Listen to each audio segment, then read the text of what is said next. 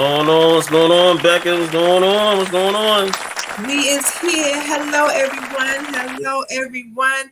Hello, everybody. Happy Tuesday. It's me again, y'all. Special guest host again, Becca. Thank you again. We're going special guest host Becca again. Look. You're fucking sick of seeing me. Hey, everybody. I am the official mascot of the Guys Pod. I am the Jadakiss of the Guys Pod. I'll pop up. And you are the trademark. You are the trademark of the Guys Podcast, not a mascot. In the dictionary, it's me. Yep. Look, it's a special edition of the Merv and Taison AP, featuring a special guest host Becca. Thank you again for filling it as usual. Thank you again. But look, life will start telling y'all no. Can you come on tonight? No, I'm busy. Yeah, I'm busy. Water turn to ice. No. Yo, we do appreciate it though, but I understand. I'm gonna hit y'all with the throwback. I ain't gonna be able to do it. Do it. Can you do it? Do it. The double X posse type situation. What's up, Sam? What's going on, Sam? Welcome to Tuesday, Sam. Yep, P Valley Tuesdays. P Valley Tuesday, Death Drop. Yes. Wonderful episode. Before we get into it, let me just start with how was your Tuesday? How are you doing today, sir?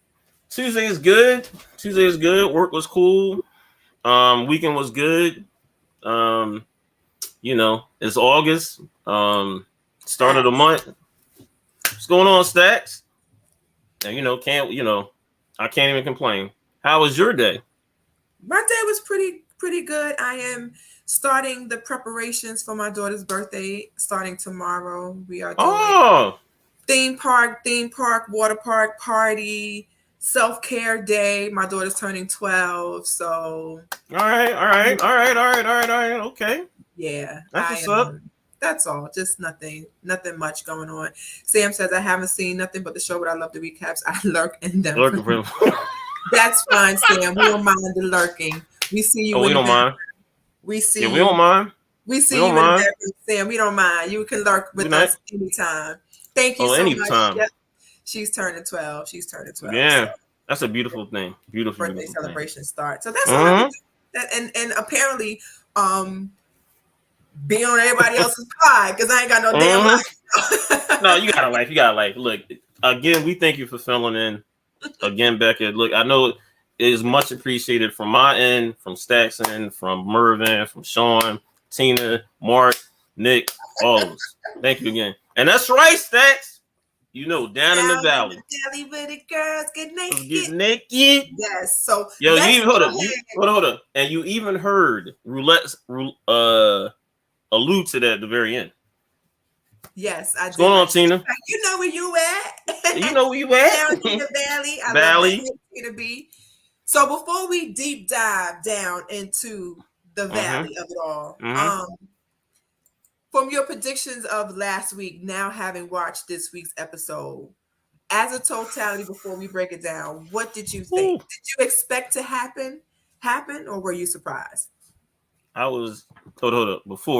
Yeah, hold up. You got it right before I did. Yes, Becca is.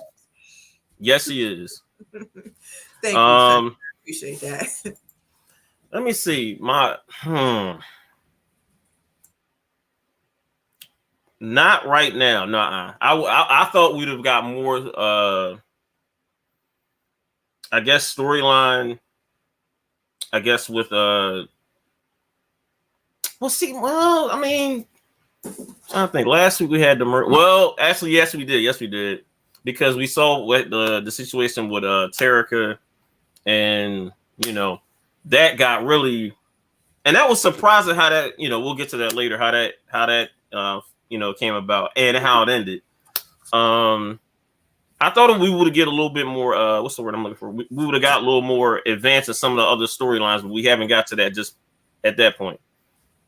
No, we haven't yet, and I think that the way that this episode ended with Uncle Clifford may lead into that, but we're not gonna watch the story. We're gonna wait our turn. So I'll take your lead. Let's start with I guess we'll do it from the beginning of the show. Let's talk about the thing. the beginning we saw, we see Autumn Night. She's at a cafe, channel, whatever. And I think this is when she's talking with Keyshawn, right? She's talking to Keyshawn and basically telling her like, look, well, Keyshawn met her there. Let me get that straight. Keyshawn met her there. And she's basically saying, well, look, you're gonna be, we want you to be a headliner, whatever. And all of a sudden she asked, like, Keyshawn was like, oh, so I kind of know, I forgot what I always forget Autumn Night's like AKA name, whatever her name. Lakeisha Savage. Lakeisha Savage, Night, and Haley. I forgot Haley's name. Haley. Yeah. She asked me like about Haley, and she's like, yeah, that Haley died like in a basically in a flood back in Texas. She's like, well, this Haley is, here drinking a coffee right here in Tuscaloosa. So, Haley Colton. Thank you, Stacks. And what's going on, Blatant Truth and Tiffany Muhammad? So she was like, well, look, I can get out. So you saw Keyshawn. She gave her children's like their birth certificates and everything, their social security numbers. So she's really trying to get out. Yeah, so we finally see that Keyshawn, the light bulb is flickering. It's not completely on, but it's flickering. And we are now starting to see the connection between Keisha, Haley, Autumn, and Keyshawn, and how Keyshawn is really trying to make her way out of that relationship. It's about time. Hold on. It is but about also time that she gets her behind on out of there. It is, and the thing is, she was still hesitant because she was like, I don't know if I'm going to get out there to the paint, whatever. And she was like, look, she even, Haley basically told her, was like, look, make up something there, make it so like, whatever. And we see that later on in the episode about that situation. And we've also mentioned before that if Keyshawn is going to leave the situation, Autumn would be the best person for her to speak to, because she has been in this situation before and knows how to escape an abusive relationship. So that is her go-to. And she's going to have to lean on her a lot in this escape, because it's a little bit different. Like Autumn escaped, during Hurricane Katrina. So it was kind of easy to get away and just easily fake a death in order to start a whole new life. Keyshawn's a little bit different because she still is actively around this abuser and has children with this abuser. Yeah. He started to be a lot more clingy and just he's so this episode, but not really. I feel like he's just doing that to keep her there. Oh yeah, no doubt. He's not really sorry or apologetic at all. I think that he's just doing it to keep her there because he started to get the feeling himself that she wants to leave. Oh, it's her actions changing. Oh, really changing. It's still hashtag fuck Barry, Yeah. Yeah, and fuck Patrice too. So it is what it is. I still want to start that that off too. We'll get to that later. We'll get to her behind in a second. Cycles, Tiffany, and that is the first part of that cycle is actually saying to yourself, "I'm gonna leave. I'm gonna leave. I'm gonna leave," and then now actually planning to leave. So it took Keyshawn 2 seasons to get here, but she's here. So. In regards to that, what do you feel, Taison, that because you said she seems hesitant, she's still a little bit shaky because she doesn't want to get caught by him. She doesn't want to get caught by him and beat again by him. So she's trying to move strategically and slowly. So what do you think she's feeling at this point in regards to trying to leave with the kids? I think she sees a light, right? You know how you're driving down the tunnel, right? And you're seeing a light. That light, you see it, but it's still like far away. And I think with her, she's seeing the light, but it's like she's been down this road before, and she's still seeing the light, but the light is too far away for her. Like, and just like you said, I think Haley is the perfect person to help her with this because she's been in that. Yeah. And she still hasn't though, because like I said, also because it's her high school sweetheart a little bit, she's still young too. We always forget about that too. She's still young and 2 kids. And I think that hesitant for her is the 2 kids. It's like, how is she gonna do this? What shocked me that, and I even asked my husband about it, I said, why is she running the streets with the bruises all over her face still? Why isn't she not covering that up with makeup? Even though she's wearing a mask, but a lot of it is on her neck and everything. So you can still see that she has not covered up the scars. So is she low-key hoping somebody sees it when she's out in public? Or is she just... No. Remember, Keyshawn in the house with Derek is very, very different than Miss Mississippi. And I noticed that. Oh, way different. When she went back to the pink, and we'll get to that. Oh, her whole aura changed. She was like, yeah. But in the house with Derek, she is very quiet and timid. And I don't know what y'all think I should do. I'm not trying to get caught. Like, she's very different. Her demeanor is very different. She's a whole new person. Oh, way different. Way different. Yo, Stacks is not letting that go. I believe you, Stacks. I believe it though. Yep. What's up, B Dollar? B Dollar says also the fear of having to learn that she's an individual when she breaks free. She's about to leave her comfort zone. That's a good one.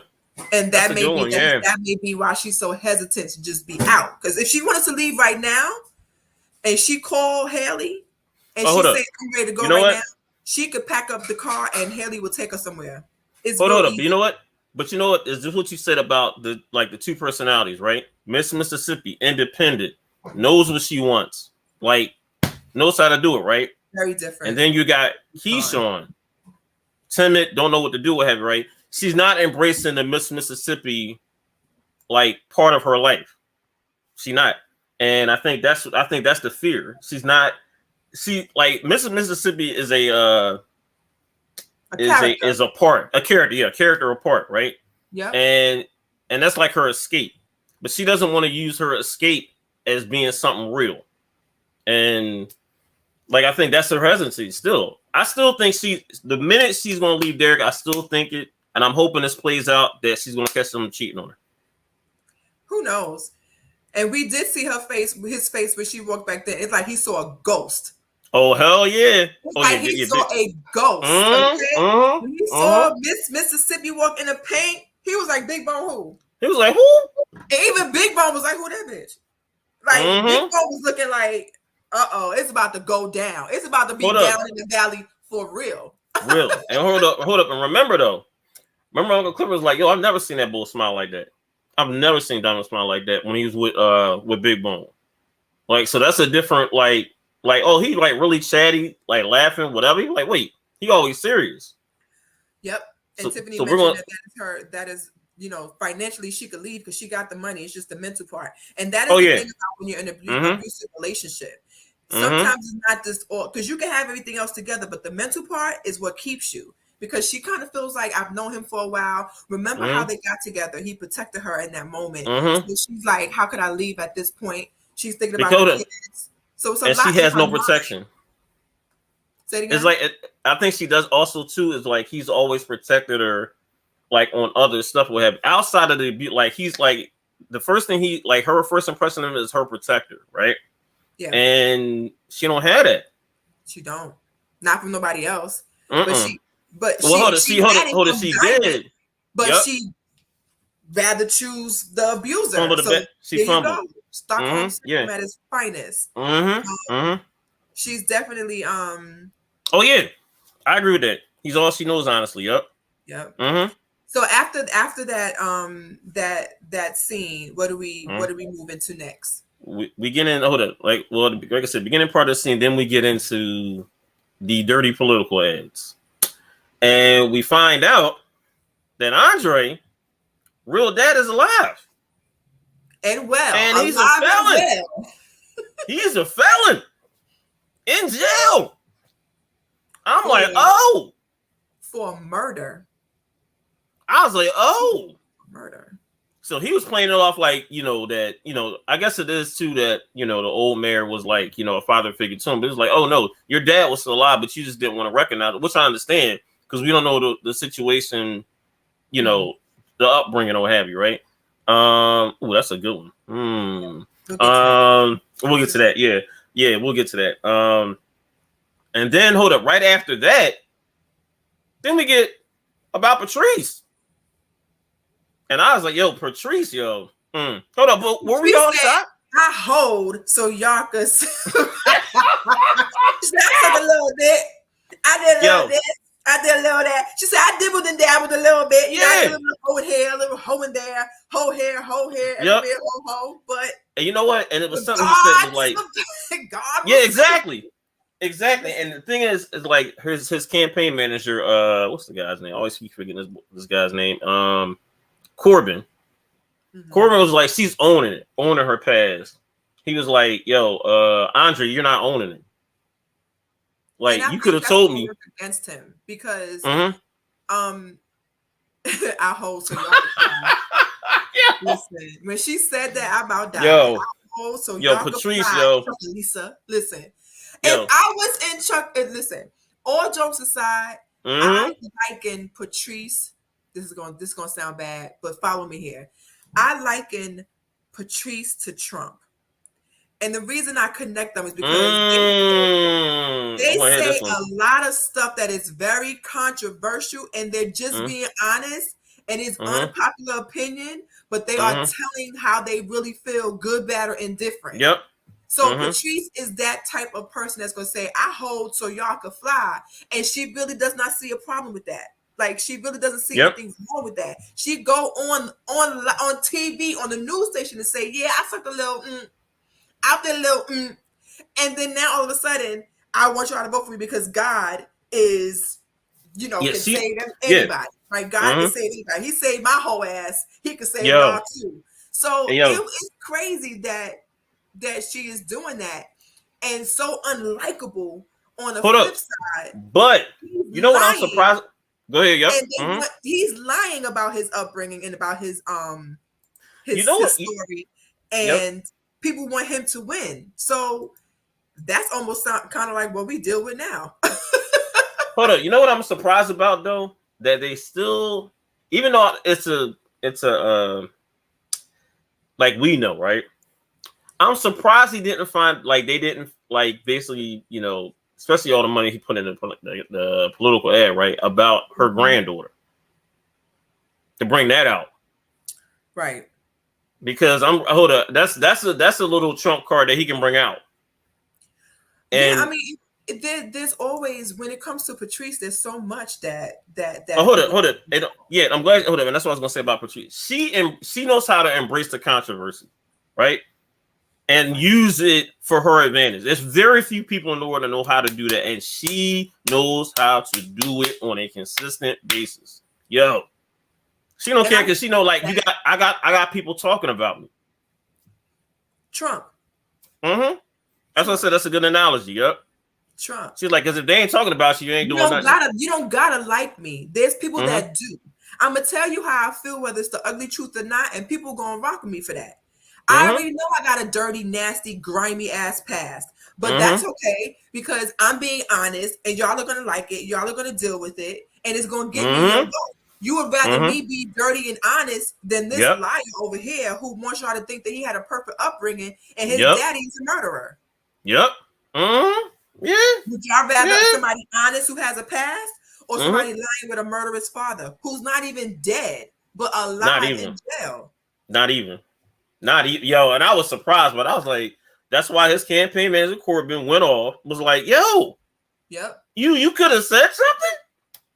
And he's trying to tell him the truth. Like, he's trying to say, listen, I am the one that gotta do damage control.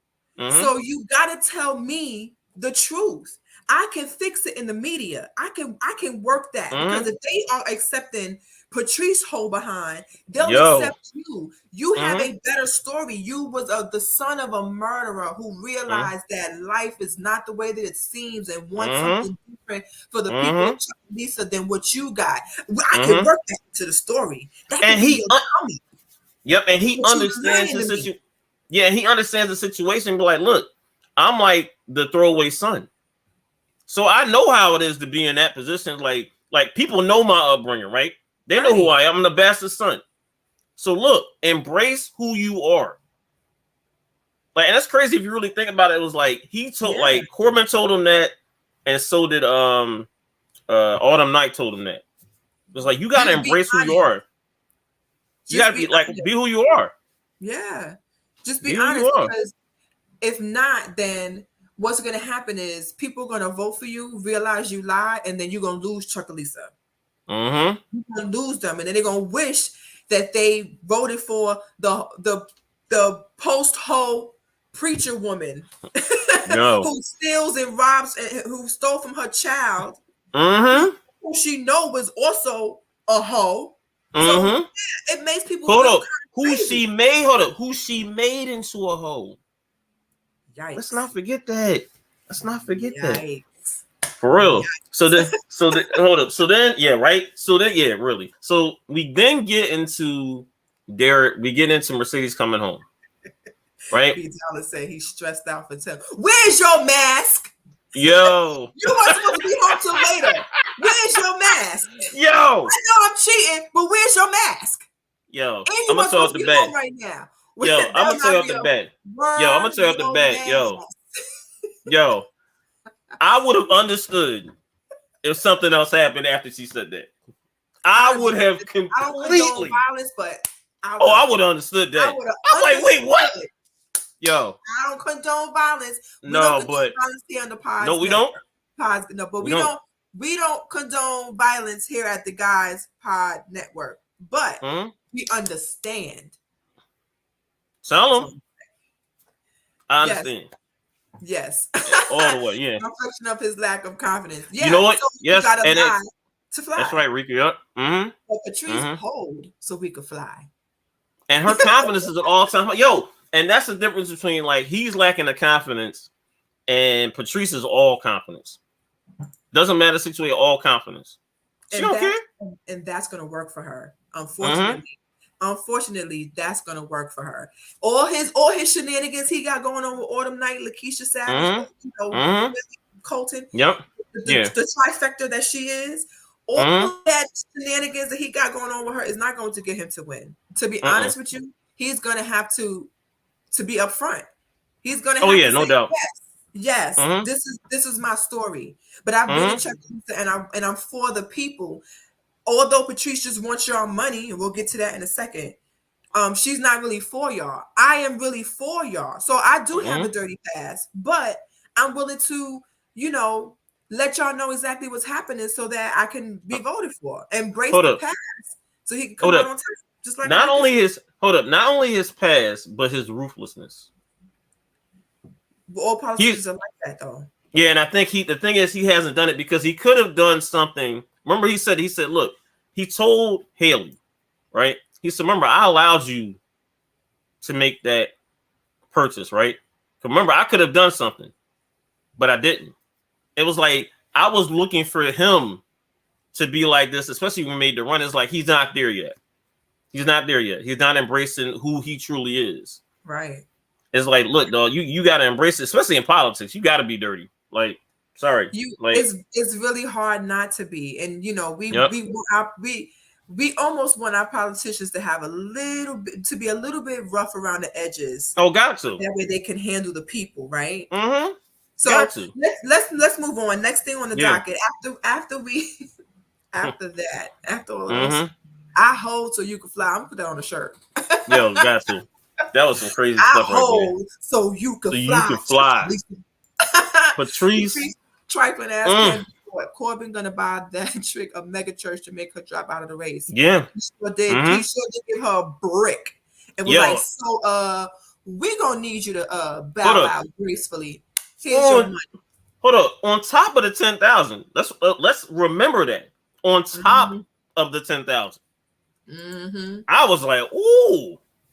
When I seen that donation, I was like, oh, I know who that is. Oh no, hold up. No, I thought it was the other one. I didn't think it was Corbin. I thought it was the other mayoral candidate. I knew it was not drug money, but I knew it was hush money. Like, I knew that. That was when she got that 10,000 donation during her live. During her live, she got that donation. I knew that was money for something. Yo, yeah, no doubt. I thought it was the other mayoral candidate. I didn't know it was Dre's, Corbin. I thought it was the other guy. Oh yeah. And I was like, oh, it's Corbin? Yeah. All right, let's move on to the next thing on the docket. The next topic. Yeah. So we fast forward to we get to Keyshawn and Derek. Hey, was a check Andre didn't cash. No. I think she had like 25,000. I'm thinking it's the 25,000 that Andre had. I'm pretty sure because it had Haley's name on it. Yeah, but that check was 10,000. Oh, that was? Yeah, it was a $10,000 check that she gave to him a while ago that he never cashed. Oh shit! I'm it was 10,000. All right, 10,000. Well, go ahead. Let's move on. We got more to say. All right. But we're gonna get to it. So like I said, we see Derek and Keyshawn. Derek comes, surprise her with these nice little shoes. You know what was very symbolic of that? It was sort of like the glass slipper type situation, right? If you notice, right? He's up there putting the shoe on it and the shoe doesn't fit. She tells him, well, look, having kids like my foot, basically pregnancy afterwards, like my foot expands. Yeah.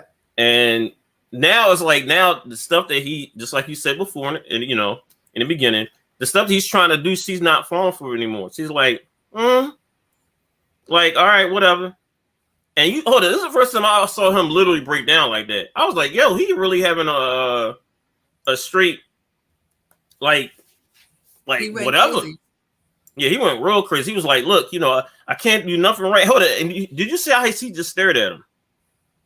She wasn't even like, hold it, not a hug, none of that. That shows her interest is done. She's just like, well, my foot got what you want me to do? 2 kids, right? So yep. she's not raising her voice. She's not making any faces. She's not being combative or anything. She was just like, it's nice, but it don't fit. And you could just tell that, And she took us. Hold up. I'm sorry about cut you off here, but also I noticed too is once she took her foot out the shoe, she took a step back. That's very, very important. Was like, nah. She's done. She's physically there, but mentally she's she's gone. Trying to find her way out. So she's not there. And he definitely. That's right, Blake and True. Derek got to go. Bye. Yeah, but he's definitely. You can just tell that the for them they remind me so much of trauma bonding. Whenever I see Derek and Keyshawn trauma bonding, there is a hold that they have on each other. And that mental incapacity that Derek displayed when that shoe didn't fit is a metaphor. Definitely a metaphor because when it didn't fit to her, she was like okay with it because like it don't fit.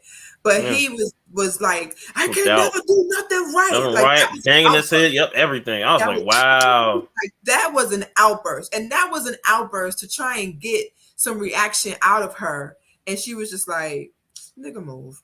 Yeah, like held it. And you saw her whole body, her whole like her face, her move was like, all right. Yeah. She was whatever. Like, and he was, and then remember, another symbolic. He got down on his knees and was like, "Yo, can I make this up to you? Can I do da-da-da-da?" And she's like, "Look, you want to go back to the OnlyFans?" She's like, "Nah." No. And then hold up, when he said, "You want to go?" What about, I could do this. She was like, "No." And then he asked her the $1 million question. What is it that you want to do? You want to go back to the pink? And she was like, yeah. Excited about it because she would be like, yeah, I want to go back to the pink and Mississippi and She wanted to turn it to her character, but she couldn't. So she was like, you know what? She made it seem like, well, yeah, that seems to be the only option. And for me, what I saw is that she switched it on him. Like, it seemed like going back to the pink was his idea. Although I was gonna say that. He wanted to go back to the pink because she had been planning that already. In her mind, she kind of wanted to go, but didn't want to go because of her and Mercedes beef. But you're right though. You're right. Hold up. And now the control has shifted. Absolutely. The control has now shifted to her now. Yeah. And now she's like, oh no, now I'm in control now. Yeah. And also it's a codependency on both of them. Like it's a codependency in this relationship. Like seriously. And she saw that she has control over him. She's like, I got him now. See, I think that's gonna be a problem. Because now she see that she control him now. like, if she now sees that she can control him, is she really gonna leave? Like, that's going. Hold up now, because now he had all the control. Now it feels like she took the control back. Yeah, she could. She could. I mean, she has to. They're playing each other, right? He's trying to do whatever he can to make her stay. So he's gonna try and give her, gifts, or maybe be extra nice to her, or whatever the case may be. So that way she doesn't want to leave. She's gonna also play nice so that he doesn't think she's trying to leave. And so they're manipulating each other and using each other to try and get by. But what Keyshawn doesn't realize, she does have the upper hand. She has the upper hand because she can't financially leave. She just doesn't want to just run out of the place. She kind of wants to make a smooth exit so that way it doesn't seem traumatic for the children and that Derek doesn't come after her, because he is still ultimately abusive. And he can still go to the pink and beat her in front of all those people. I don't see him not doing that. He's very much, able to do that. So she still wants to be able to escape in such a way where it isn't so jarring to the children in that situation, and just making it as easy as she can. True. And you know what? Also, too, I know this is a little bit foreshadow on. I think we're gonna get the reopening of the Pink the last episode. You think what? We're gonna get the reopening of the Pink the last episode. The yeah, you're right. The reopening of the Pink. Grand opening of Pink. Opening of the Pink. Which would be smart. For the last episode, the reopening of the Pink. I'm with Tina, though. I'm not tired of Keyshawn. At this point, just do it or don't do it. I get the fact that you got to make it smooth. Like I just mentioned, you can't just be I'm out, because Derek will chase after her. But we almost 2 episodes to the end of the season, Keyshawn. Baby girl. Bye already. Bye. You already got you got the passports. Call Haley on that phone and say, listen, gas up the whip. I done got the bags packed for me and my kids. We're gonna dash out in the middle of the night. Let Derek one night get real drunk and pass out somewhere, and you run out the house. Easier said than done. I know I'm capping right now. She's not gonna do that. She's not gonna do that, because the first place Derek is gonna go to is the Pink. And remember, she still got the Thule. She still, because she said, I see you can use that damn pink gun I gave you. Yeah, exactly. So I'm waiting for her to do that. I'm waiting for her to, look, we got 2 episodes, right? 2 episodes left. Something better happen. Something better happen. We're going to get to that, B-Dollar. We're going to get to that, because. Oh, yeah, hold up. That's the next one. Team little homicide. I love it. Yeah, exactly. Yeah. We getting that. We getting there. All right.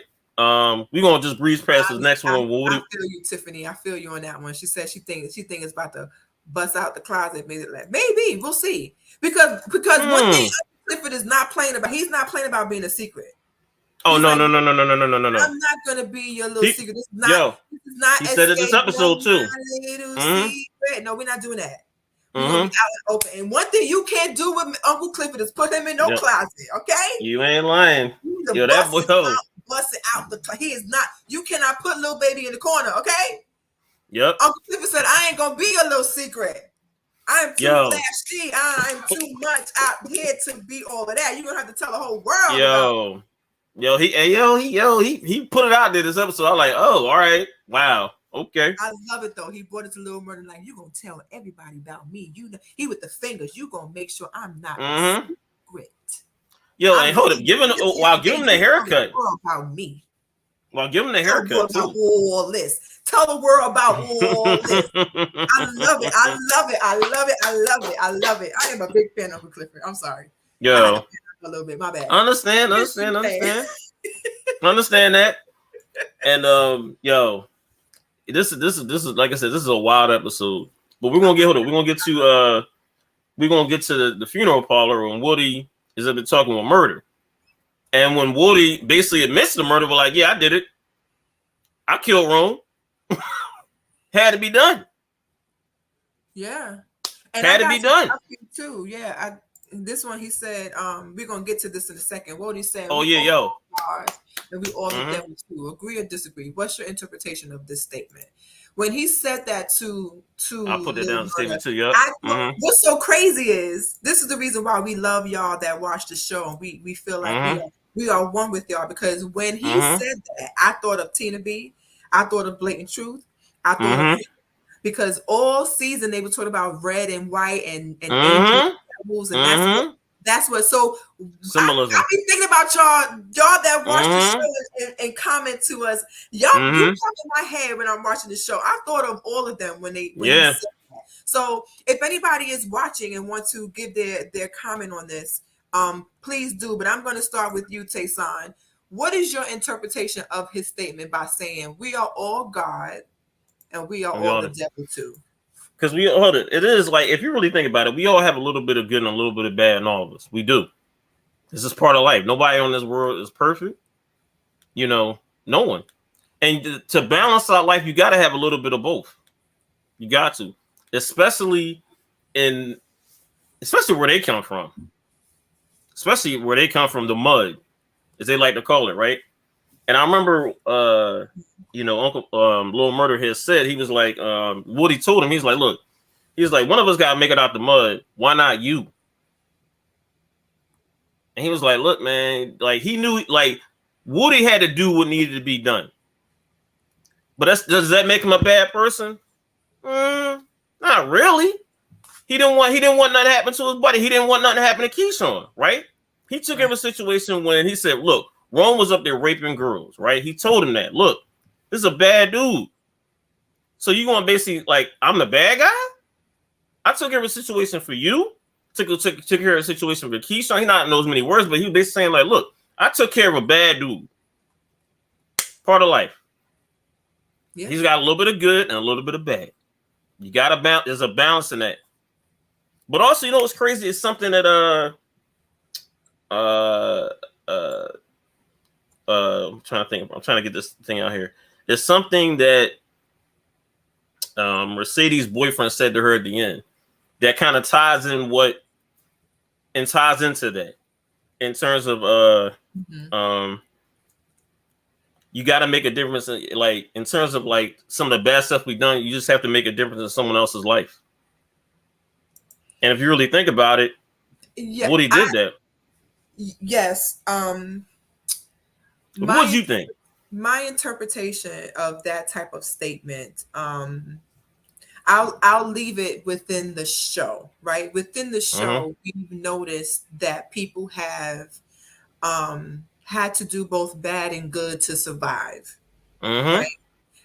In that type of situation where you're dealing with a strip club and you're dealing with drug dealers and crime, and violence, secrets, and things like that. There's going to be no doubt.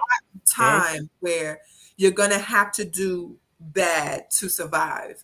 And then in order to save yourself or to again survive, you'll have to do something good as well. So I understood his statement, because if you look at the dynamics of every character from season 1, it's been the scales the whole time for all of them. Autumn, Keyshawn, it really has. Yep. Murder, Ernestine, Willette, Willette, all of them. They all had to have struggle between doing good and bad, and that's life imitating art, imitating life, right? So yes, we do all have to, at some point, do what's considered bad, and other times do what's considered good. I don't agree that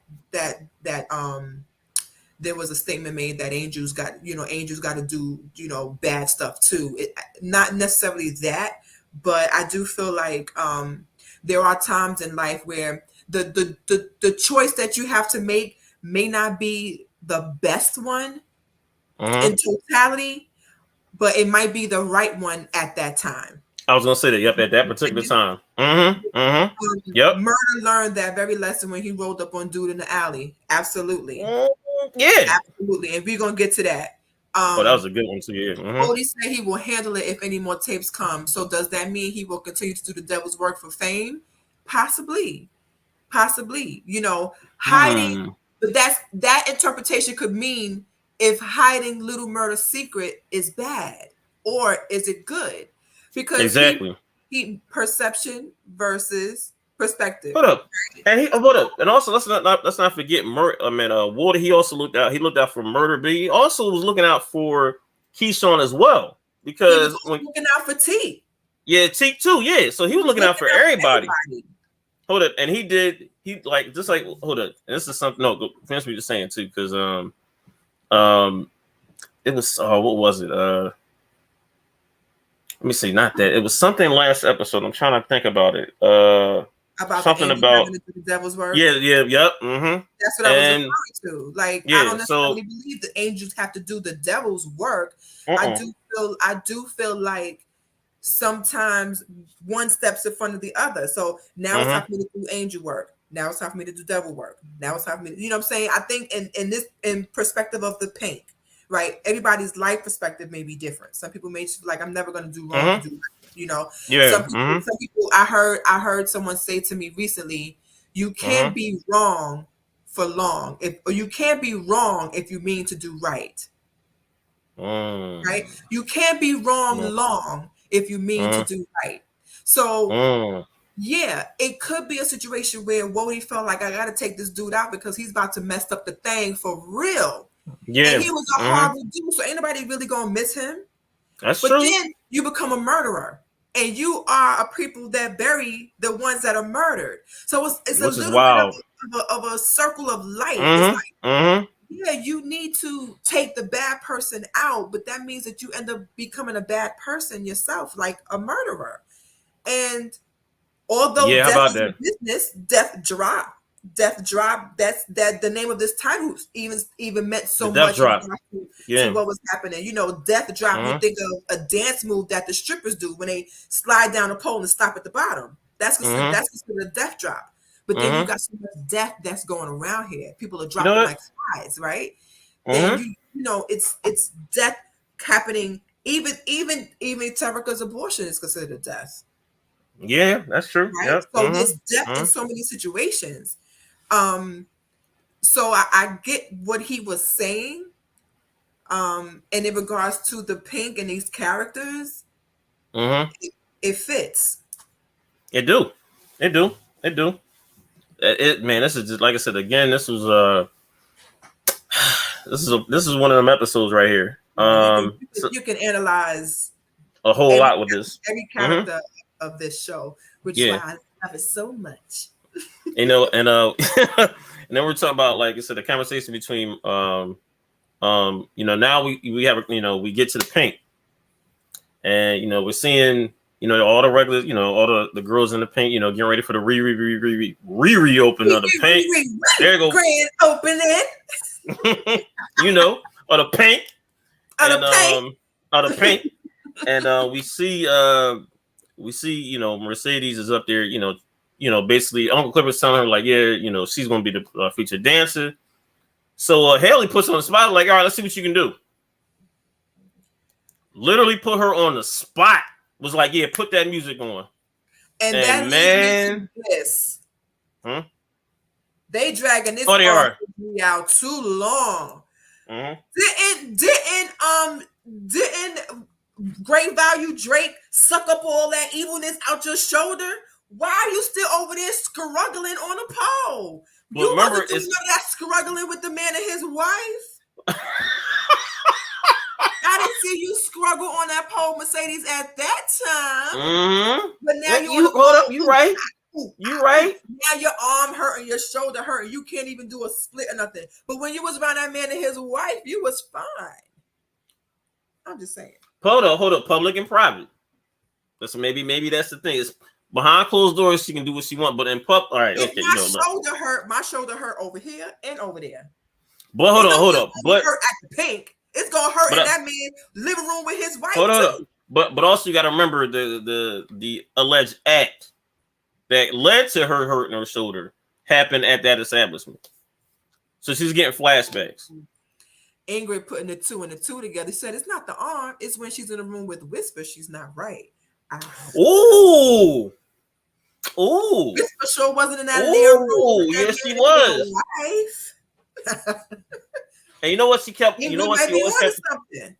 You know what? And every time she kept referring to both of them, Roulette and Whisper, she always kept referring to them. Anytime, damn, you know what? That is right. Oh no, actually, no. That's wrong. Because remember, in the beginning too, it was her and Uncle Clifford, and you saw her still having trouble with that pole. She was still having. It was remember she was by herself. I was going to say that, but I remember it was just her and Uncle Clifford, and she was still having trouble going down that pole because. So Blake Truth is saying it ain't the arm itself. It's the pink. It's all the energy, all the aura, and everything that's happening inside the pink. That her shoulder starts to be like, oh wait, no, am I in the living room or the pink? Where am I? Oh, I'm in the pink. Okay, public and private.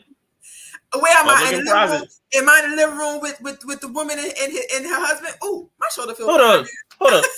Here's another thing too. Also, I know this is different from the episode. Are we upset that we didn't get any more of that storyline? No, we're not upset. We can move on. Wow. That was a little portion that was we have more story to tell. I still need to figure out what's going on with everybody else. We went 2 episodes without Roulette and Whisper. So hold up. Yeah, hold up. And yeah. Right.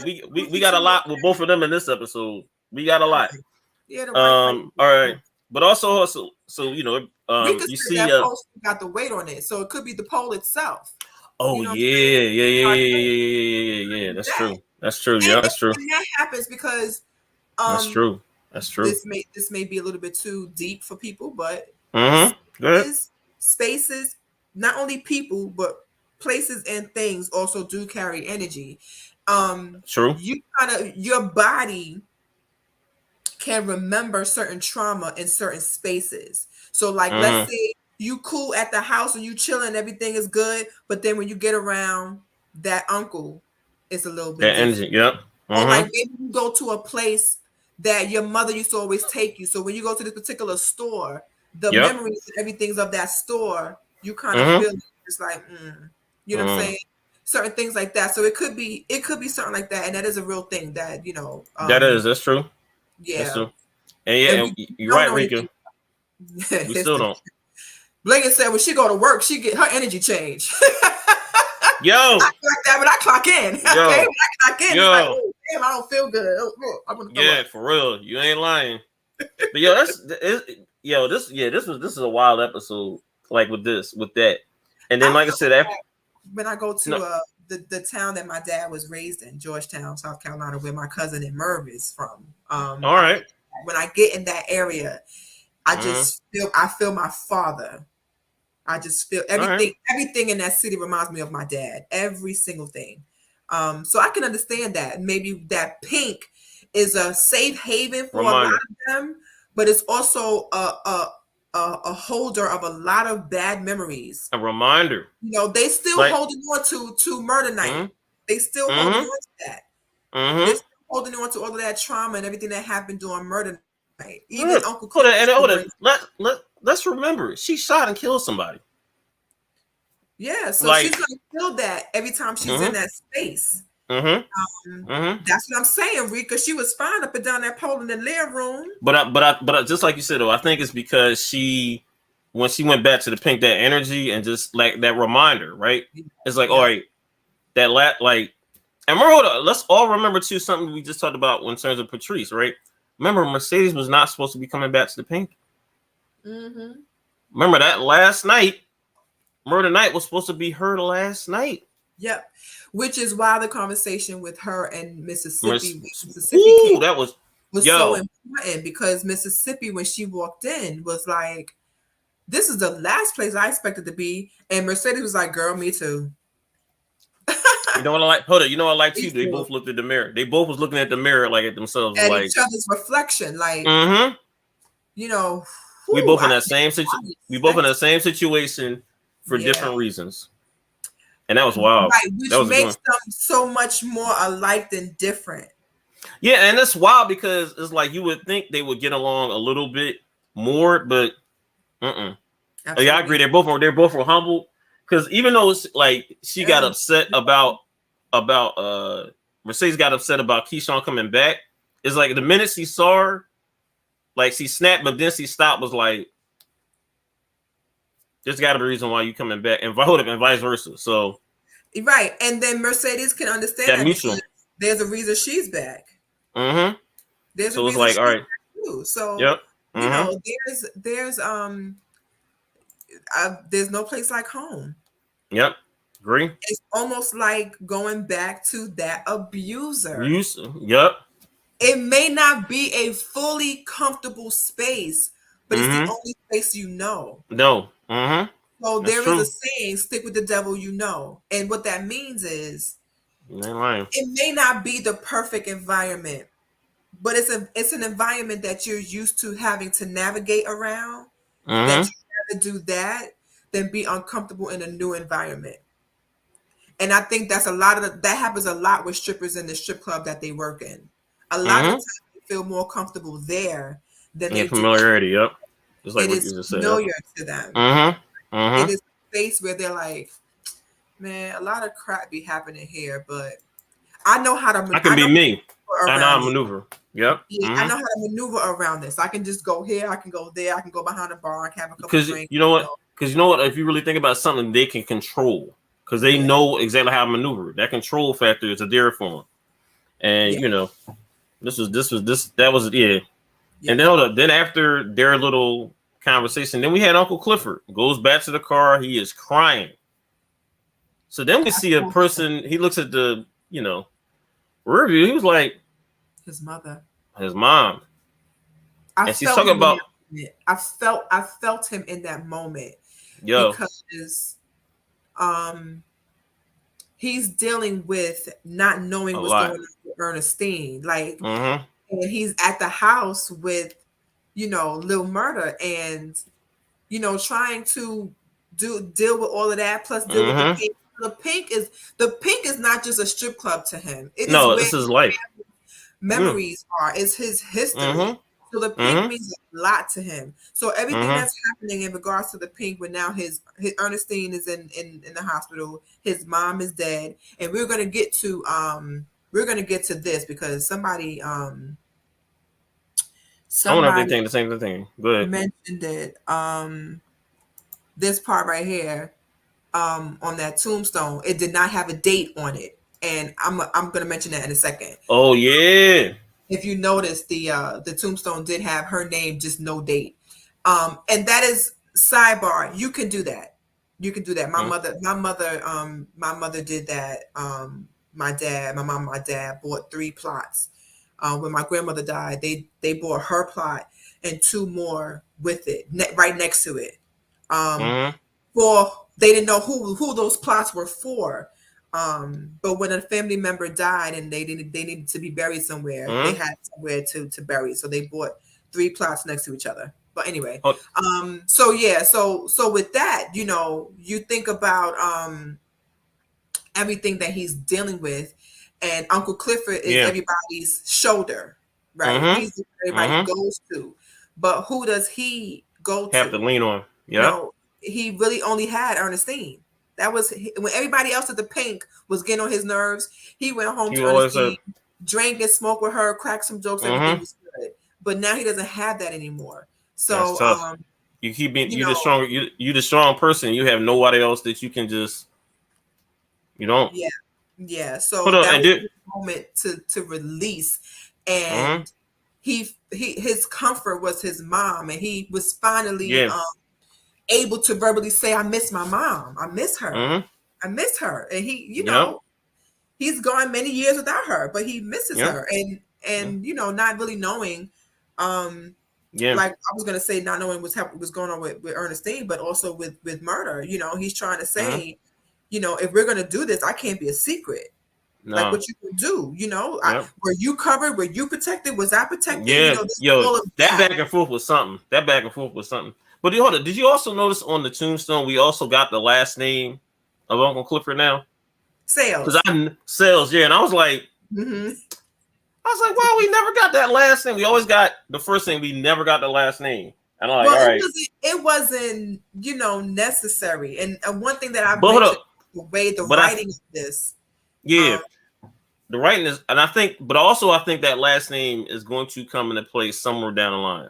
I don't know why, but because whenever sales, because I think whenever like the P Valley writers, man, look, teeth or something. I think whenever the P writers, like the P Valley writers, like leak something or show something, right? They're showing their hand, but like, all right, you better remember this, right? It can be something small, but I think it's not. It may not even happen this season, but I think next season, the season after that, that is going to come up. That's going to come into play. I think that last name, the last name, yep. I think it's going to be something about that last name that's going to. It's going to be some controversy. Well, we do know that a lot of the people in Chucalissa know that that club has been in Uncle Clifford's family for many years.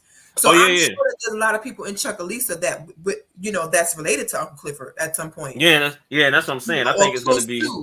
They knew his mother. They knew Miss Ernestine. So I'm sure that there's a lot of people who, and I think that's part of the reason why Uncle Clifford is so respected in Chucalissa. Because they know his family, his grandfather, his grandmother, his mother, all had issues, in that club. So I'm sure that club has a lot of history outside of just the strippers. And I also like what his mom said to him, though. She said, "Don't cry, get even." And I like how she said it to him. She's like, "No, don't cry, get even." And then when he basically, like, he got up, as soon as he heard that, he got up, looked back, she was gone. But maybe the casino land. That shows it happens. It happens to me also with my dad. I hear my dad's voice say something real quick, and I'm like, duly noted. Like a lot of the times I hear my dad, I hear his voice say, my daughter Rebecca, like my daughter Rebecca, and I'll hear that randomly out of nowhere. And I'm like, I'm not crazy, y'all. And anybody that has ever had a family member that they're very, very close to pass away, for me it was my dad, and I was a big daddy's girl. So when I hear certain things, I hear it in my father's voice. So I can understand where Uncle Clifford was coming from, because when he needs a quick lesson or a quick something, he hears it in his mom's voice. That's like this little, get it together, son. Yeah, like, come on. Like you good. Come you on, got this. I got you. Come on. All those lessons that his mother taught him, they come at certain points. Yep. When he needed it. We're now starting to learn more about Uncle Clifford. They're integrating more of his story into the scenes. Oh yeah, so, no doubt. No doubt. I think we are gonna get an Uncle Clifford origin story next year. I think, because before I thought it was gonna be like probably another one of the characters, but I think we are gonna get like his origin story sometime next year. Tina wants to know if Uncle I'm about to say Uncle Murder, Lil Murder wearing all black meant something at the funeral. Oh, no heart. He's in mourning. He's mourning. Hold on. He's in mourning, especially also later on down the line in that alley. Well, out in whatever that is, the railroad track, whatever the case may be. Yes. Yeah. Yes. We'll get into that. And then we're gonna get to that. Speaking of Uncle Clifford and the voices, both his mom and Miss Ernestine told him to do Haley in. Do we think Uncle Clifford could actually hurt Haley? I don't think he has it in him to hurt her. But I do feel like something's gonna come. Something's about to come. Something's gonna happen, but it has to be something grand, because the pink is in Haley's hand right now. She really does have all authority to do whatever she wants with the pink, whether Uncle Clifford likes it or not. So she's majority owner. Yep. If that power changes, it would have to be something big. Yep. Because I don't think he can physically hurt her. Maybe he thinks he's a big dude, but I don't think that will play into the scene in that way. It may be in another way. Because he was gonna get old boy, wasn't he, Tiffany? Yeah, he was. Yeah, wasn't he? And I think that was one of the reasons why they had him in all black, because he's mourning. He's mourning, and also a little foreshadowing too. But also in terms of what you're saying about Haley, right? So we also saw in this episode that Haley went to the beauty salon, right? and saw the true owner of the promised land, asked her, was like, look, that amount. And the lady was like, no, you only getting $5 million. That's it. My final offer. She was like, and she's like, you're either gonna fold or you're gonna hold it. She's like, well, see you at the primaries. Because she know. Yeah, she know. I'm gonna tell you the bit. Haley, whether you like her or don't like her, Haley is a straight, stone cold businesswoman. She know her hand. But that's all she is. That's all she is. That's all she is. There's no emotion or no real love or connection with her at all. She is just business. She only we saw that with Andre. Lisa, plotting. She didn't end up in Chuckalisa because she was trying to, find a new life. But remember, we know her from transferring 10K a day into an account, 9K a day into an account, right? So we know that she definitely knows how to handle money and business and plot and scheme on some things. We know that already because technically she's not even Autumn Night or Lakeisha. All that, yeah. So we already know that she can live a double life and be somebody else with money and because she's convinced this lady that she's popular and that she got pull, but she really only got money. And this older lady knows that. So it was like, yeah, you cute, but that's about all you are.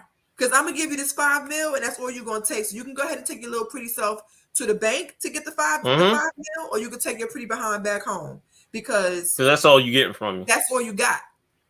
That's all you got is your looks. So and hold on, and the thing is with Haley is she found a a fisherman can recognize another fisherman. I always saw that. Like I saw this in the Money Never Sleeps.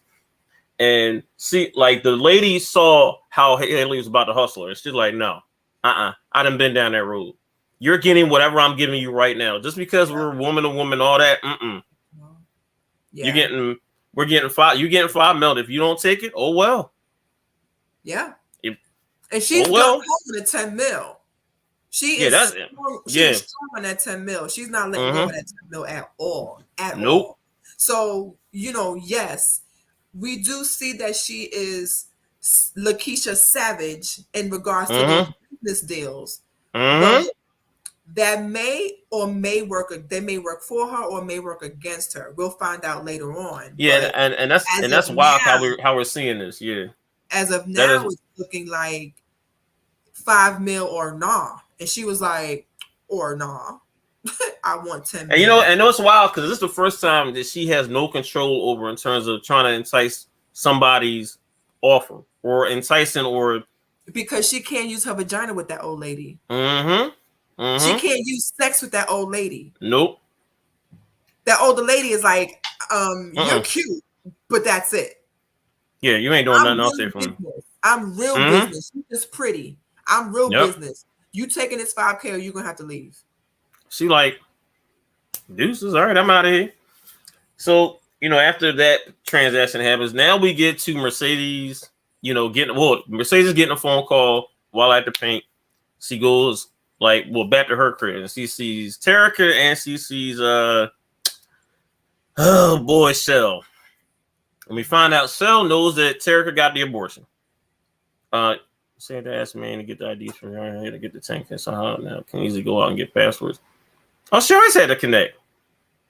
Yeah, Haley was able to that's how she was able to escape. So she still got to connect. Yeah, she still got to connect. Yeah, she's been scheming since season 1, episode 1. Yeah, exactly. Yeah, like that. Hell, that didn't surprise me at all. Autumn wants something from Uncle Cliff. Does she want to see him? I like that. Yeah, I agree with that. Yeah, she's standing her ground. She want that. She want that 10 mil. Yeah, but you're right. I think she wants the 10 mil. She's not going anything for anything less. Yeah, because she plans to do something with the money. It ain't no love in it. It's straight business. Transaction. She's she's all Autumn is transactional. That's it. Infinite. Hold it, and we saw that with her and Andre's situation. Yeah, it's just transactional. Speaking of transactional, let's get to that hotel room with Whisper and Roulette, cause baby, Let me tell you something. Damn roulette. Roulette is not a joke. Russian roulette. You ever heard of playing with fire, Russian roulette? Yep. Where you just don't know what you're gonna. Listen. Sometimes God that maybe blessings. Roulette said, "I got a good relationship with death." How about you? Yo, listen. I'm gonna say this again. Yo, we better get roulette for season 3. That girl is. They need somebody like that in the pink, yo. Roulette is no joke. Yo. Let me tell you, she came kicking the door, waving the 4-4. She was not playing.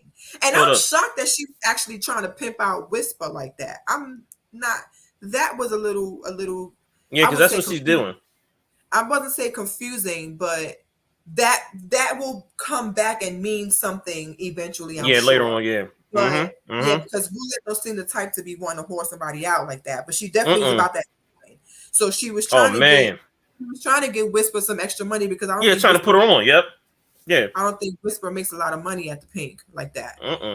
So she was trying to get her some side money, but yeah, Roulette, give her whatever Roulette want, just give it to her. Because baby girl, she handled that gun like a pro. A champ. Like a I was like, yo.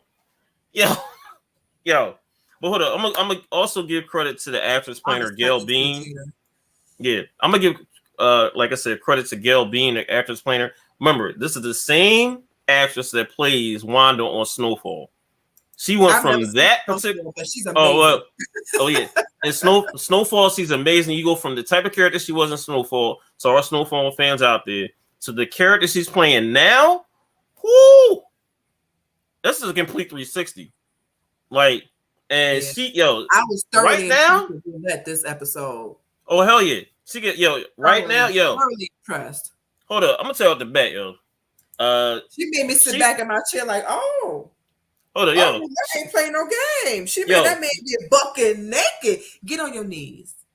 I love it. Listen, the way she was handling that man, I was like, maybe I should get on my knees too. Shit, she ain't even here with me, but I'm just do what she said. She was like, I was like, open she was like, open it. How you want her to moan?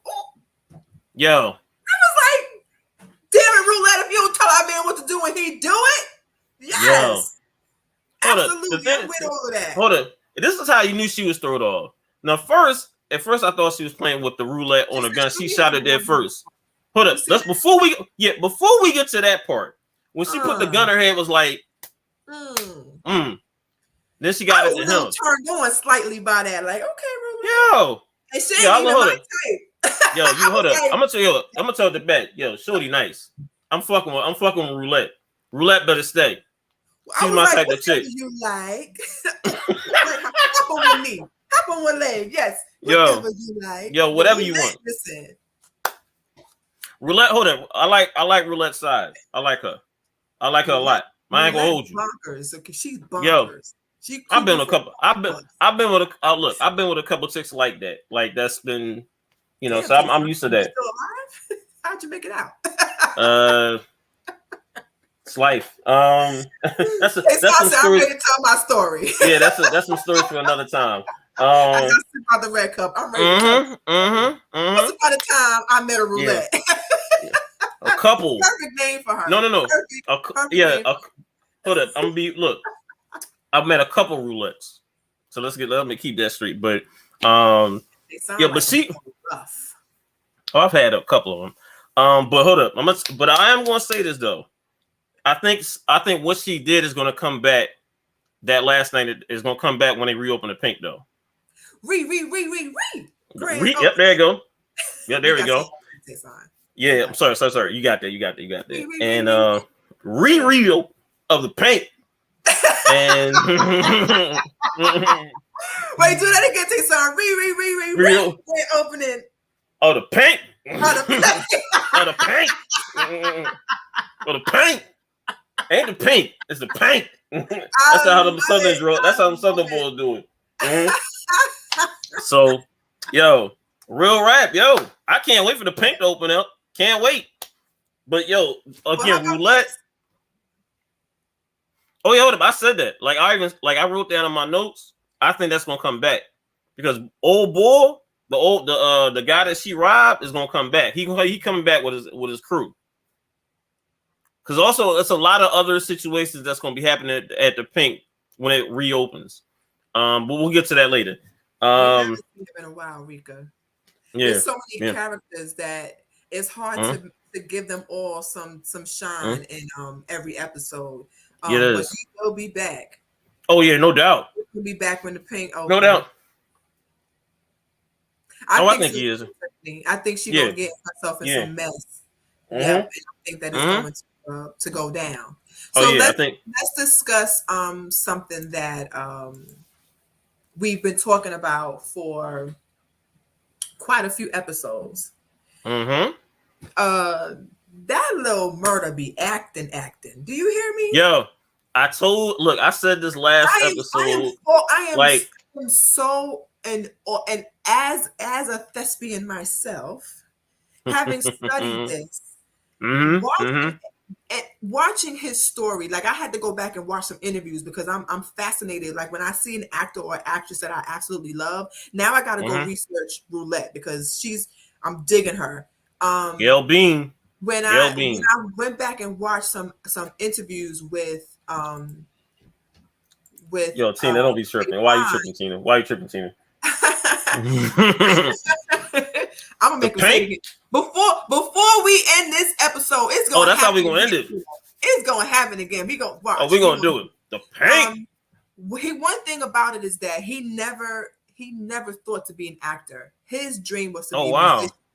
He was playing drums.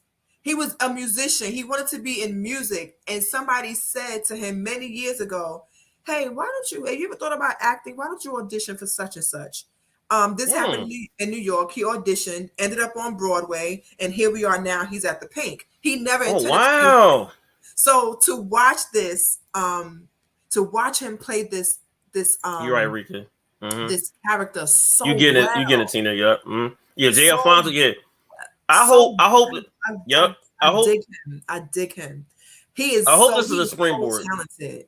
I hope this is a springboard that we'll see like him and not. I want to see him in like major acting roles. Like I think it's coming. Uncle Clifford too. Uncle Clifford is playing the hell out of that. Okay. Nico Anand is playing the hell out of that damn character. All of them. You know what, Enrique? You're right. You're right. To be honest with you, all of them are. All of them are doing very good in their role. In the beginning, I thought Mississippi was an okay actress. Oh no. But I get her character now. Now this season she has played like. Hold up, I'm gonna say Gail Bean. If we get one more season, we better get one more season of Roulette. She better get like a supporting actress role, like for this series because she has played the crap out of Roulette. Me too. For real. Because we saw her. Her and Uncle Clifford. I like them together. But I like Murder with Teak too. I did like their dynamic. And just like what Tina said earlier about Teak, like I really loved Teak. I felt the underdog part of Teak. I felt a lot of what he was going through in his relationship with Little Murder. And now with Little Murder and Uncle Clifford, I see the two of them together too. But much respect to Little Murder and telling people don't play with my man Teak. Hold on, yeah, and we're about with my boo-boo legacy. Y'all not gonna do that. Yo, his guys were saying, look, yeah, you see this video? Look, they claiming a body. He claiming that? Yo, you see? No, what's so great? Listen, what is so great about the skills of Jay Fonz is when you see that video, you see his face change. Oh, switch.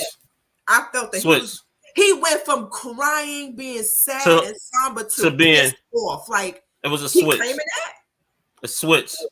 Like hold up. Dr. Jekyll to Mr. Hyde, like real quick. Like, wait a second. What? He claiming that? Oh, hold up. And if I'm mistaken, he didn't even really say anything. His facial reaction said everything you all need to know. Yeah. Big murder now. Yes. You ain't lying. You ain't lying, Stacks. Shout out to Jay You ain't Forrest lying. coming out of Greensboro, North Carolina. That boy is an actor. Okay, Yeah, he is. Yeah. Actor. He is amazing. Yeah, he is. He is. Yep. Listen. Yeah, we're about to get to that. Yeah. So then we got a question to ask. I'm really confused how they allow people to flip games so easily and trust him. Then had the OGs ready to ride out behind his death. Like, who's this dude? Who he be? Why people so sad that he gone? Hold up. You know what's wild though that I didn't even know? That now I understand now about the sets or what have you, because now Mercedes, her boy or whatever you want to call it, Terrence or what have you, right? He's part of that set. Because when I saw the colors, I was like, oh, he's part of Pico's set. I'm like, when I saw that, I was like, this is foreshadowing for that last episode of this season. It is going to be there's a couple people that's going to die that night. I hope everybody realizes it. At the grand opening of the paint. Mm-hmm. Yeah. The paint. I got to do it again, y'all. That's right. The paint. The paint. You know what? I didn't notice that. Yep. Oh yeah, hold it, man. That's what I was saying too. Yeah. That's why I said the writers should have been nominated for a major award, because the storytelling from season 1 to season 2 is going to be spectacular. Because remember, they got into it the last episode of season 1, correct? Murder and Yep. But that's because he came to the pink. And he was talking with Mercedes, and they bumped it. Yep. Mm-hmm. Yeah. So there's a connection. There's a connection there. I like mid-season. All right. Careful with the other people. Yeah. Yeah.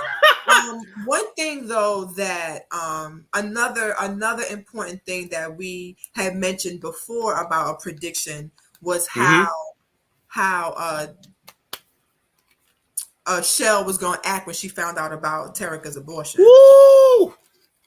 And we said she was going to be pissed. Mm-hmm. We said that. How are you going? And this is something that me and Tina had talked about. About how you going to take her to get an abortion? You're not even her guardian.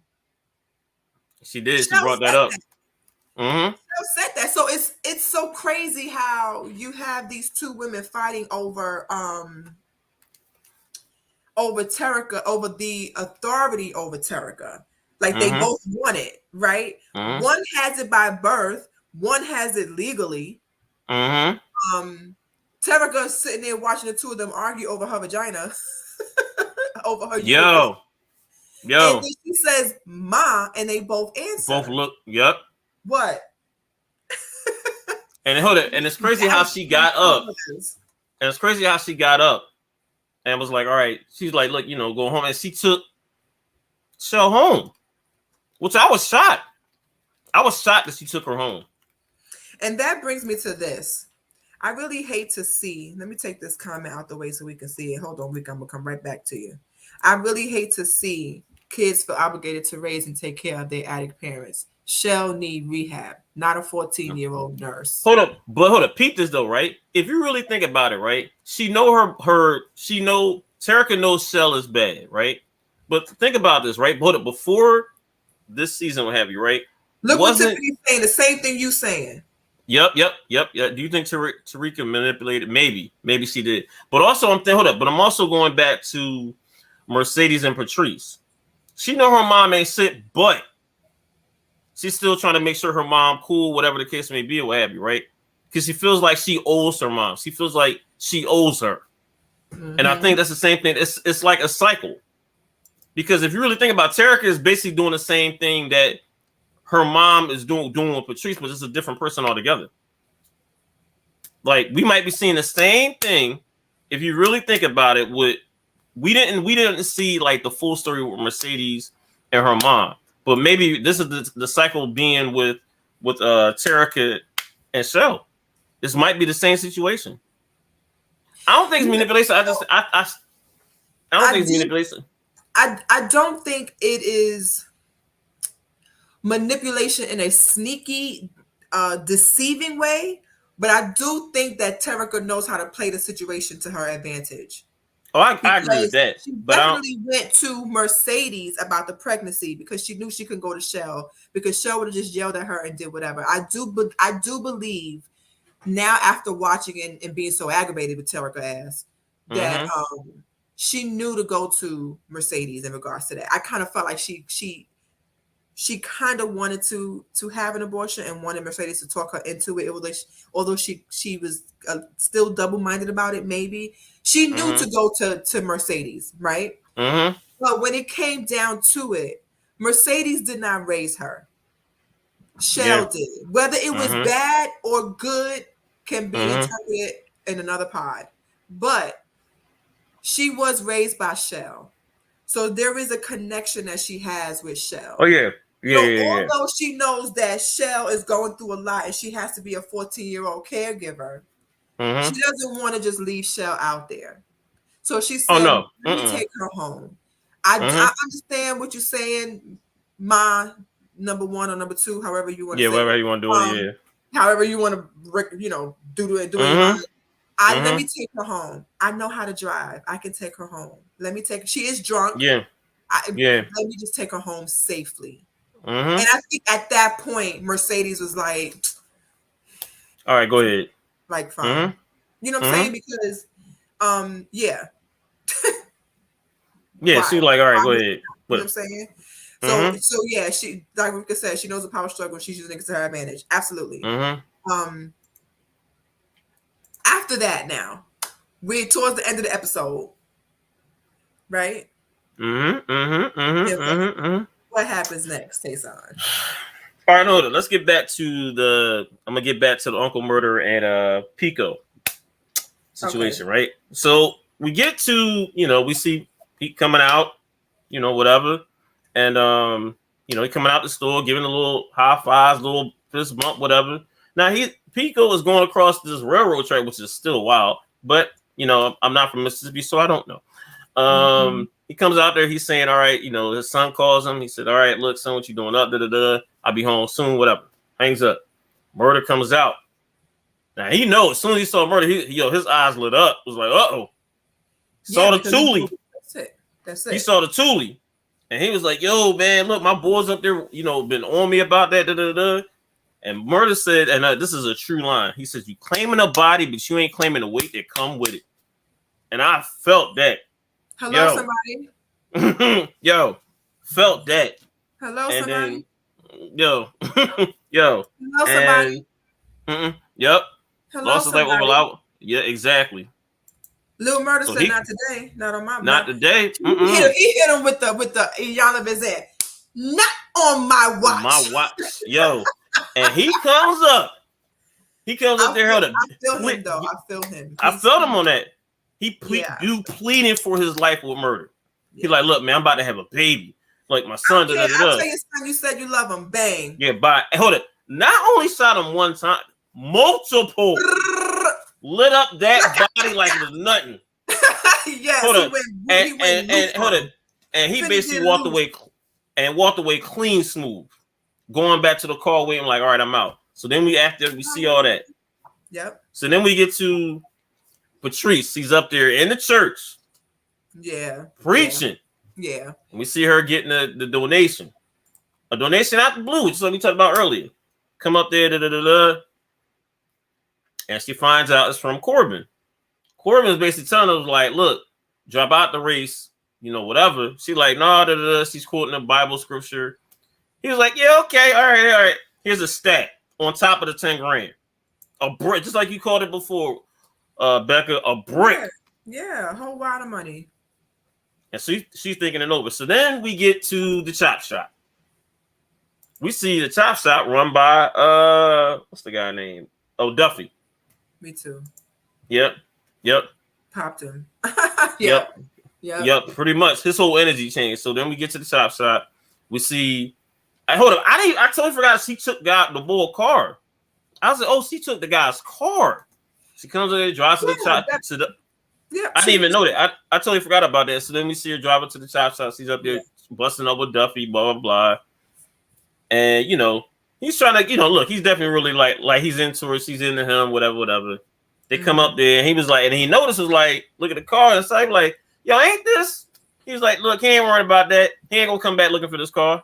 He said, yo, can you get that done by tomorrow? Yeah, because she's she's like, yeah, whatever. She's not.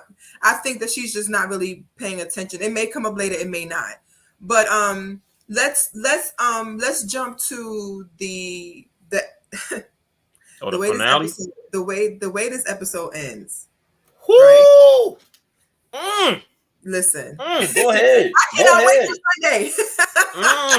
I wait for Sunday. Yo, what's your feeling about the end of the episode?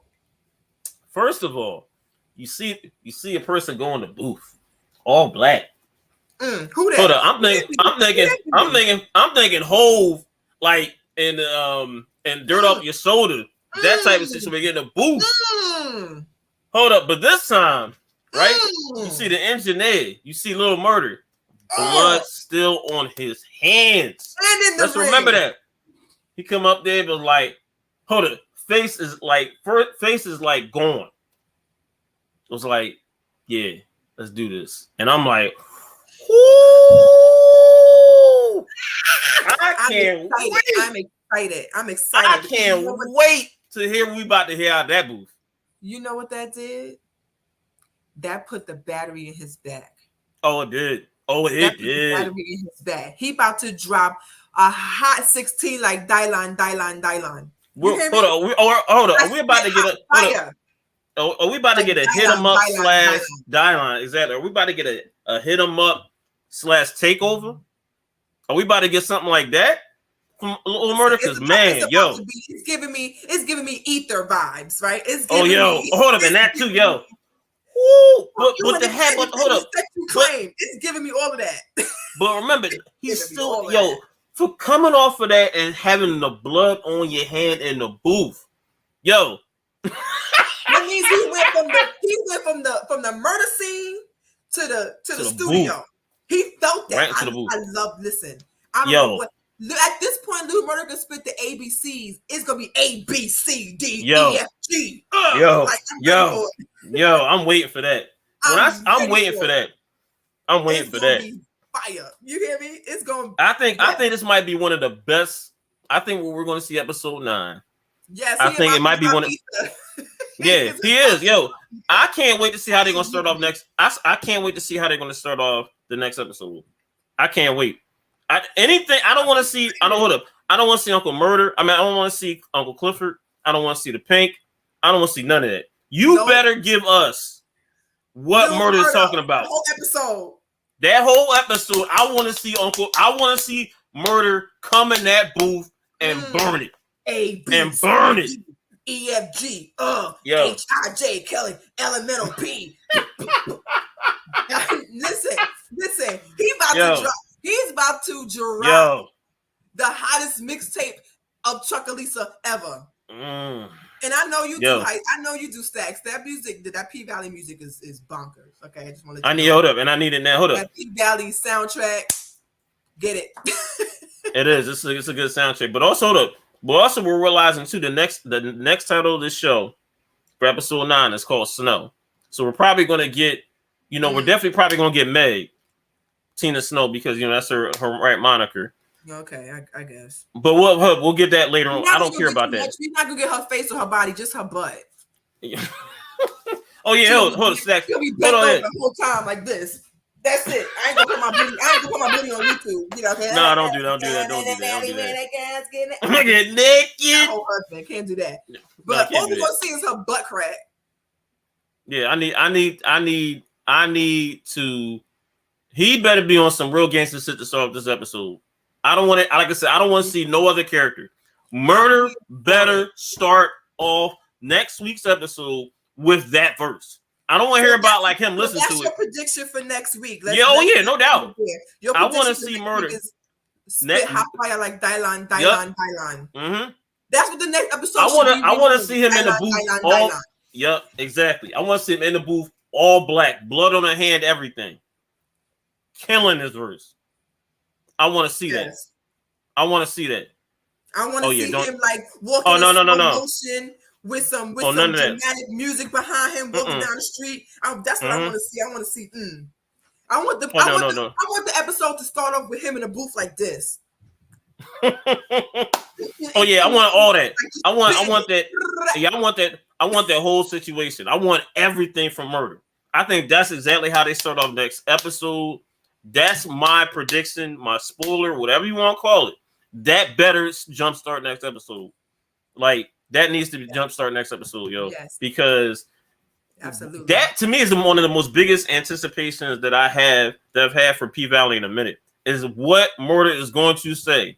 Listen, episode 9. It is giving me like, okay. Remember when I hate to use this over and over again. Ether. Mm-hmm. When Ether dropped, it was like,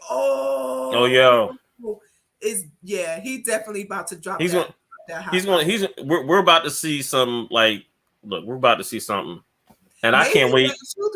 We don't know, but we'll be here next Tuesday to tell y'all about it. You ain't lying. I can't wait. I love, shout out to Stars and shout out to no doubt. Katori Hall. Like, when I tell you that I have not been this excited about a show in a long time. The first season of Power got me like this. After a while, I was like, okay. All right, Tariq, we get it. You don't like your dad. Okay. We get it. But, I'm feeling like I am so excited about this show and all these episodes. No doubt. Literally shed a tear episode 10 because we're going to have to wait a while for season 3, but I'm so excited about it. I'm more excited about next week's episode. I don't care what happens. I want to hear what Murder is going to say on that mic. I want to see what he's going to say. I'm gonna be like my cousin. I'll be tuned into Apple Music. Like, when's it drop? Saturday at midnight. I'm ready for it. Yo, I'm ready for it. Yo, I'm ready for it. Yo, I can't wait. I can't wait. If any of y'all want to give y'all predictions in the comments, we'll make sure to please. Taison, final words. My final word for the night: P Valley. Great episode. Great episode like this week. MVP of the episode is Roulette. Roulette, yo. She might be finals MVP, but yo, Little Murder, whoo! Hold up. But you know what? You're right, hold up. I'm gonna get what Stack says. We're not gonna call him Little Murder anymore. We're gonna call him Big Murder. All right? We're gonna give him that. Shout out to Big Murder. Yep. Shout out to Big Murder. Don't call him Little Murder after what we just saw. Right. We there ain't no Little Murder now. Nope. What do I got for next week? I'm ready to see. I want to see Little Murder hit everybody in the head with the don't play with my man T. Yes. Legacy. Yes. Don't do that. I want to see. Yes. I want to see Mercedes finally get her damn shoulder together. Make the shoulder lean. The shoulder lean. Mercedes, go get some Bengay or something for your shoulder. Like, come on. Next episode, we need you on the pole again, ma'am. Okay? And I'm not an advocate for women being on the pole, but we need you back on the pole. Okay? Hold on. Mississippi, we need Derek gone. Like, ma'am, I hope this is the last episode we see of him. Okay? Like, no, I think we're getting one. I think we're getting one more episode of Derek. I think we're getting one more episode of that guy. The last one. Episode 9. Let it be the last one. Please. Anyway. Oh, wait, hold on. I gotta get this last comment. Mercedes walk. Come on. I hear that.